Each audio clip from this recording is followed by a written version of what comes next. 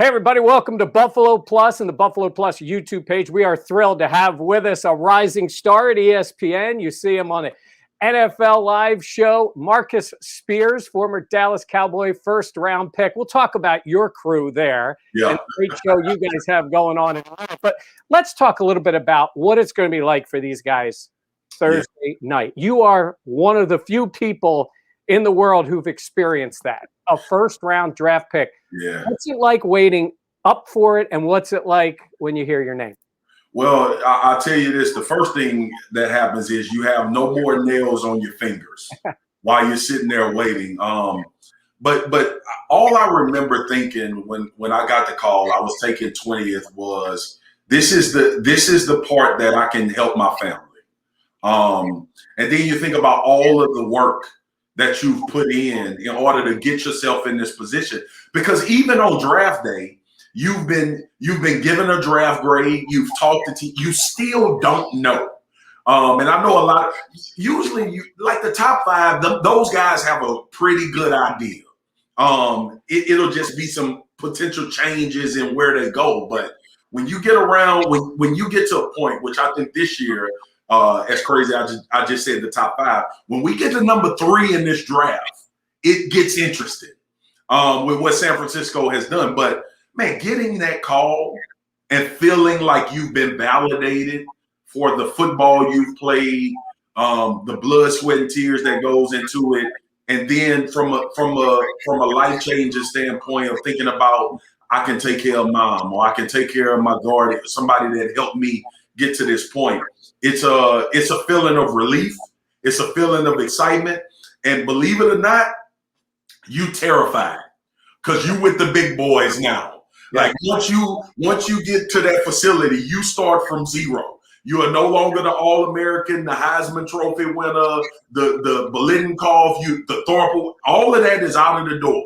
You are now in a business. You are now in something that is directly correlated to your livelihood, and you also have a responsibility to play well to the guys that are around you because it's their livelihood too. So all of those emotions are what you go through. You also had the unique experience, obviously playing for Bill Parcells. Yeah. But you came from Nick Saban. What was that transition like? It was seamless because both of those guys, man, they come from the same coaching tree. They have a lot of philosophical things that are the same. They implement programs. They are the dominators of the programs. They control the culture and the temperature. So leaving Nick Saban going to that was a seamless transition. The difference with Nick Saban is you 17 when he gets you. And you feel like over the 4 years, well, in my case, playing 4 years for Nick Saban, I thought I was like, I know a lot about football now, which I did. But then when you get to the pros and you get Bill Parcells, it's almost like you don't know anything. You ain't been prepared for nothing. And you start from scratch and you figure out not only his big thing, Bill's big thing to me was, Marcus, I'm trying to teach you how to be a pro, the longevity, how to prepare, how important it is for you to be able to pull guys around you and help them become better players as well. And I was drafted along with DeMarcus Ware. He went 11, so a lot of pressure was off me as a first-round draft pick. But making that transition, Nick Saban prepared me for the NFL. Bill Parcells prepared me to be a pro while I was in the NFL. Now that transitions into something I want to ask you about. The Bills may be interested in a corner. And I mean, obviously there's Patrick Surtain coming out who looks like a special player, the family lines of playing in the league. But I see these guys speculating, and tell me if they're accurate or off, that defensive backs, because Nick is more hands-on with those guys, are so well taught in college that their ceiling is much closer and they don't have that far to go. Is that just overreaching and trying to figure this out, or is there something to that? There's absolutely something to it. Look, from a concept standpoint, Nick Saban coaches pro football defense. He puts his corners in man-to-man situations, puts them in zone situations. He uses pressure and what those guys are on islands by themselves. So for general managers, scouts, and head coaches to turn on a film of Alabama, they can easily say, oh, this translates. This guy's been doing this for 2 or 3 years. Patrick Surtain can play man-to-man coverage, but they're confident in that because he played at Alabama. And they know the coaching, they know the technique. They know Nick Saban is coaching the same thing that their DBs are coaching. They know that those players have been exposed to multiple defenses and multiple plans in one game to defend against what offenses are going to do. So it's a comfort level, right? Like, think about it. When we get to the draft, all of these guys that are making these decisions, they want to operate on knowns. They don't want to operate on unknowns. So anytime it's advantageous for them to say, oh, we can plug and play him. He can be a guy that we can bring in. Maybe he's not the greatest cornerback you've ever seen, but the value is he's a day one starter who's been well coached, who can impact this football team. And Buffalo has one of the best ones. Tre'Davious Wright. Yeah. Corey Raymond coached him at LSU to be a pro defensive back. And that's why I translated so quick for him. So that's the confidence they have in Nick Saban. And that's interesting because, you know, we were there when Tre'Davious got picked 27th. Yeah. And that was the year, in hindsight, you know, you gave up the pick for Patrick Mahomes. Mm-hmm. And they ended up getting Josh Allen. So you've seen how this team has been built. But they've struggled to find that second corner opposite of Tre'Davious. Yeah. If you're the Bills looking at this circumstance, you know, there are some people that think just keep giving Josh Allen weapons, outscore people. There are people that think you need it on the D-line more than you need it in the back. And then there's the other school of thought is, man, if you can find that guy on the rookie deal now as a corner, maybe that's the way you go. If you're sitting back there with Sean McDermott's defense, with Leslie Frazier running it, what are you thinking at 30th for the Bills? Najee Harris. Oh, okay. There. Now, I will say this. 30 for a defensive tackle in this draft, like if a Barmore is there from Alabama and you couple him with Ed Oliver, that could be I like Barmore value around that area because I believe his pass rush ability will translate. I just don't think it's going to be anything off the charts. But I think him coupled with Ed Oliver on the interior of that defense and what we saw Hughes do last year, hopefully we can recreate that. Those guys can be dominant on the interior. Potentially, all right? But Josh Allen is a changer now. Yeah. He's evolved into being a changer. The only time you talk about quarterbacks being top 5 guys is when they can play in spite of. Josh Allen is entering territory based on what Dabo did with him last year, where he's able to operate in spite of, right? You went and got Stephon. So now we saw all of these things kind of come together from an offensive standpoint. And I don't think Buffalo backfield is bad, but if you can add Najee Harris, a guy that can catch the ball out of the backfield, who can be a dominant physical runner on the interior and has the ability to bounce it out, and you give that to Josh Allen, along with what he's done offensively, that can be devastating. Now, if you find the value and the need defensively, which I thought they played pretty good defense last year, by the way, you go corner, and you like if you can get who could potentially be there. It could be Farley, maybe a guy, or J.C. Horn, or even a Kelvin Joseph out of Kentucky, who's nobody really talking about, but I think is a really good player. More of a zone guy, but Tre'Davious would help him. That's something to think about. But if I'm Buffalo, I got 2 things in my mind. I'm thinking D tackle or running back. So I think Najee would be that guy for me. Yeah. Well, I mean, Brandon Beane has talked about it. He openly says, look, we have 2 really good players in the backfield. We don't have a game breaker. I don't think they have somebody that really adds to the passing game. And obviously Harris would give him that. You mentioned Ed Oliver, who has shown flashes of being really good.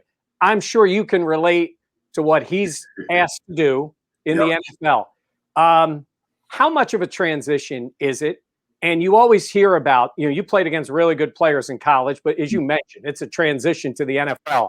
How much of it becomes technique, work ethic, all those things that go from his flashes like he had down in Dallas on Thanksgiving, Yep. to doing it play in, play out, and becoming a guy?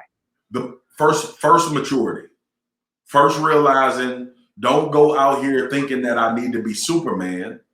Use technique, use what I'm taught, and let my athletic ability take me above and make people go wow, right? Ed Oliver was so used to being at Houston making wow plays, where I think he presses for that. When I watch him play, he presses to make big plays, as opposed to just being a consistent down in and down out 3 technique, or a down in and down out guy that can. And then third down is when Ed Oliver just needs to let loose and become the guy that we all thought he would be coming out of Houston.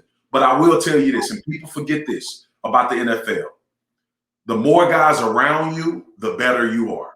I was a better player because DeMarcus Ware was lined up right outside of me, right? So if you bring in, think about Marcel and Kyle Williams. Yeah. Both of those guys were better players because they had each other. That doesn't mean they weren't good individually, but Kyle Williams, who I played with at LSU, who was a phenomenal football player coming out of LSU, him coupled with Marcel Darius was terror for people on the interior. So I think Ed would benefit from having another guy that can create a little bit more space for him.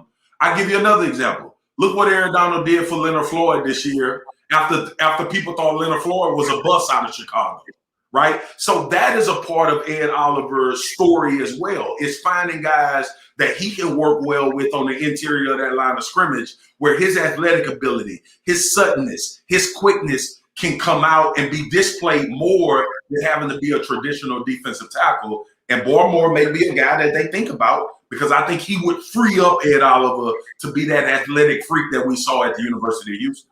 If they don't go that way in the draft, or at least early in the draft, they do have Star Lotulelei coming back. Now, so what does Star do for Ed? Star will help Ed. Star, as long as he's fine, he will help Ed, because the big physical ability to push the pocket, some athleticism there. I'll give you an example. We saw Vita Vea get hurt this year for the Tampa Bay Buccaneers.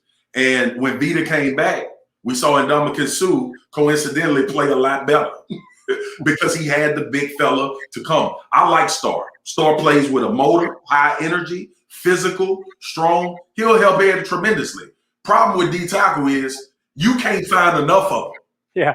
From a depth standpoint, right? Like, so if it would not shock me at all if they decided to take the kid out of Washington at D tackle, or if they decided to take Barmore. I'm just more of a proponent of, when you have Josh Allen right now, you add these weapons, because from a defensive standpoint, a lot of times you can find a lot of really good guys in free agency.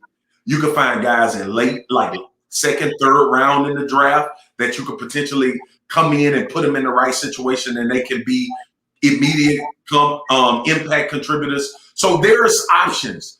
The great thing about Buffalo is options and luxury. Look, teams want to pick in the 30s. That means they good. So to have these opportunities, to have all of these scenarios, whether you go D tackle, whether you try to find another weapon offensively, even if it's not in the backfield, whether you go corner to line somebody up opposite of Tre'Davious, whether you go linebacker, whatever, they are in position of luxury, because this is already a really good football team.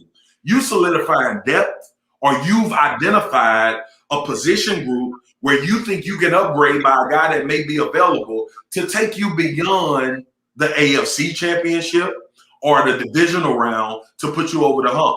And that is what teams are looking for. That's what Leonard Fournette was for the Tampa Bay Buccaneers. Leonard Fournette didn't just become the greatest running back in the NFL. It was a position that they needed to just get a little bit better at in order to help facilitate what they want to do from an offensive standpoint. And that's what they were able to do. So it's not always about trying to find the Hall of Famer, all-pro, Pro Bowler when you picking at where Buffalo is. It's about finding a guy that can just elevate you a little bit to get you beyond where you were last year. And that's the position that they're in. The Bills get Josh Allen, and it has just really paid off for them. Now, I said, being down in Dallas, talking to all those quarterbacks the day before the draft, and I'm looking at Sam Darnold, And I'm thinking, well, this guy looks like he could be a player in the right setting. And I don't know if the Bills had a shot. He looked like he was going where he did, and he ends up going to the Jets. And in hindsight, I look back and I think, well, what if Josh Allen would have gone to the Jets in those circumstances? And maybe Sam Darnold would have come to Buffalo, because the Bills did something they've not done in the past. Yeah, they surrounded him with talent and coaching and a consistent voice in his ear. Absolutely. I mean, it's still the player, right? Josh Allen still got to play. But when I look at that with the Jets, I think to myself, how much of it do you believe, especially now looking at these quarterbacks, is what you're surrounding them with, not just player-wise, but coaching-wise? It's everything. It's everything. Look, these 5 guys that we gonna draft outside of Trevor Lawrence, all of them are being drafted off traits and potential. They all need to land in the right situation with the right type of coaching and a level of consistency. I mean, if you've ever watched me, you know I don't have any love for Adam Gase. Yeah. And what he's done. And look, it's not Adam Gase personally. Right. It hasn't translated to what your quarterbacks do. Ryan Tannehill was in the MVP conversation in Tennessee.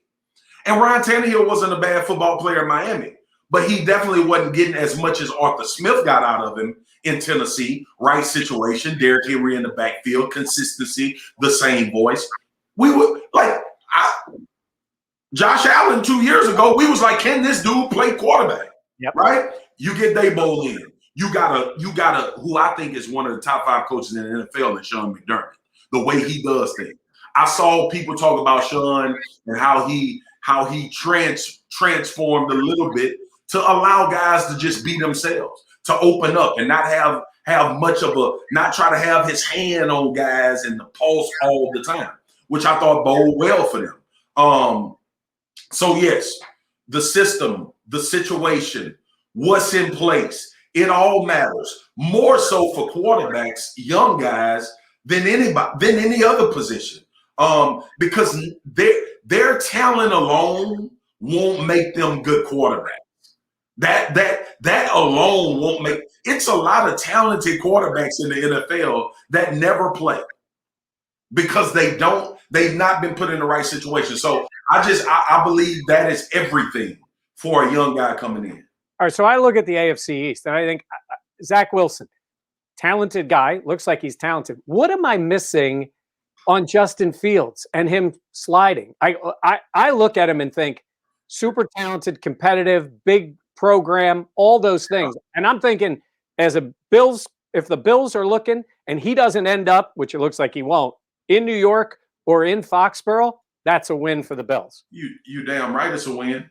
And look, when you find out the answer to that, call me and let me know. Look, and Zach Wilson has talent. Yeah. He has talent.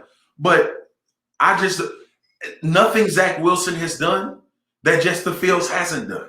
Yeah. On a higher level of competition.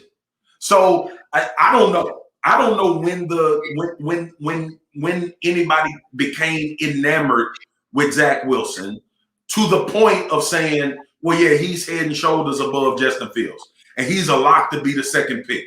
It seems that way. It seems to be trending that way. And then you get the 3 with Mac Jones. Mac Jones had a phenomenal year. Had a phenomenal year. But I just don't get it. I don't get it. And when you think about this process, it seems to me in Justin Fields' situation, the more film you have is starting to be detrimental.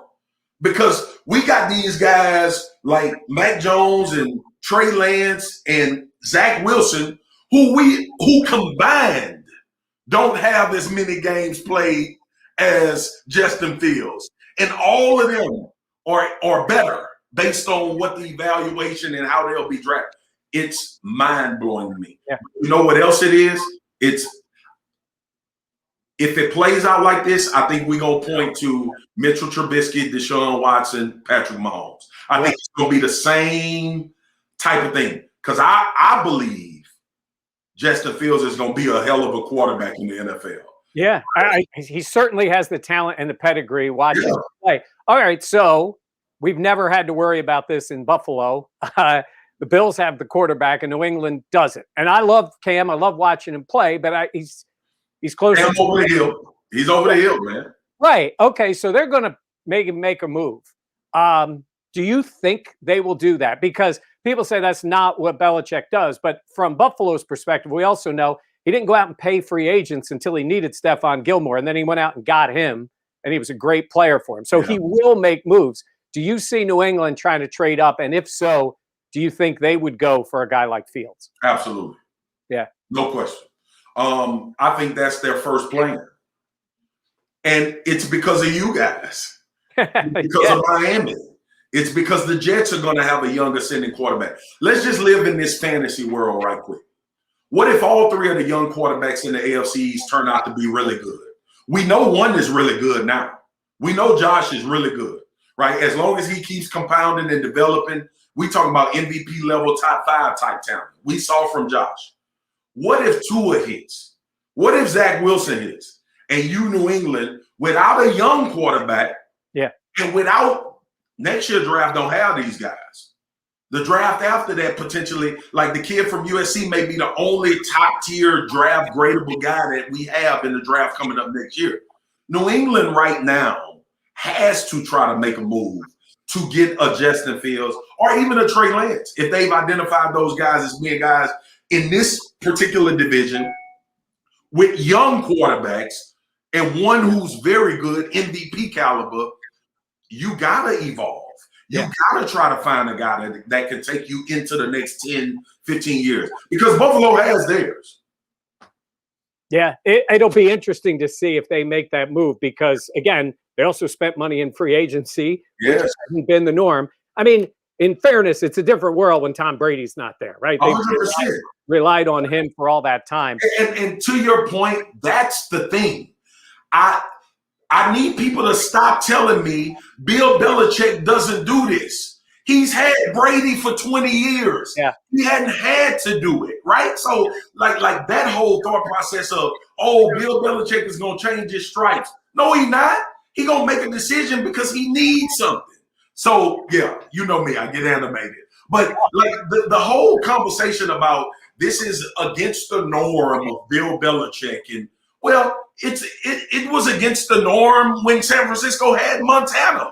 It was against the norm when Marino was in Miami. When Elway was like, so that whole idea of Bill Belichick won't do this because he doesn't. Well, he's had the best quarterback in the history of the league for 20 years. He's a year removed from it. People better stop thinking he's not going to try to make a move up to get one of these quarterbacks if they think that one of these quarterbacks will be available and are good enough to compete with Josh and Tua and Zach Wilson based on what we think is going to happen. And I know you appear on Get Up with Mike Greenberg. Are you there to make him feel better about the Jets or just to keep him as annoyed as he's been about his own franchise? Twofold. I like seeing his agony, and I always need the Jets in my back pocket when he start reeling on my Cowboys. I always gotta like the Jet card for Greeny is the big card. That's the Joker. You pull that out and be like, "Hey man, remember you a Jets fan, so excuse yourself from this conversation." But no, it is for me. The Jets right now for Greeny is a thorn in his side, and it's because Adam Gase. I got a lot of confidence in Salah. Yeah, I like how they drafted last year. Yeah. So they could be a team on the come up. You got to find a quarterback though. Yeah. Like who are we kidding? You got to find a system with a quarterback. Mike LaFleur there, the OC. So Greeny may feel better about it right now, but we'll see when they start. See what happens. You got a great team on your NFL Live show, with Laura Rutledge and Mina Kimes and Ryan Clark and Dan Orlovsky. But I got a problem here. Okay. One of my young guys, Dan Fates, works for me, does a great job. He likes the look Orlovsky tries to pull off sometimes with the hoodie and the sport coat. So you tell me what I tell Dan about the hoodie, sport coat, Orlovsky look. You're trying too hard. It doesn't look good. All right. That's what I told Dan. Don't do it no more, man. Don't do it no more. I would rather you put a T-shirt on, a plain T-shirt under a suit jacket than the hoodie and the suit jacket. going too far. It's horrible. It's ridiculous. Dan is the easiest guy to joke on. I love him. He's a brother to me. But the hoodie and the jacket, we canceled that the minute he put it on the show. He just didn't have anything to change into, or we would have made him change while the show was going on. So I can tell my Dan what you told your Dan. Absolutely. Don't wear it anymore, man. Oh, he's done. All right. Cleveland's going to be fun this week. I think it's going to be an exciting week. We'll be out there. Your show's going to be out there too. Absolutely. Yeah. Absolutely. I think it's going to be a great week. I think it's interesting for the league. I think the quarterback thing is fascinating. And you gave us some really, really good insight into what the Bills are doing and maybe what we're going to see this week. Marcus, thanks very much for being with us. Thanks.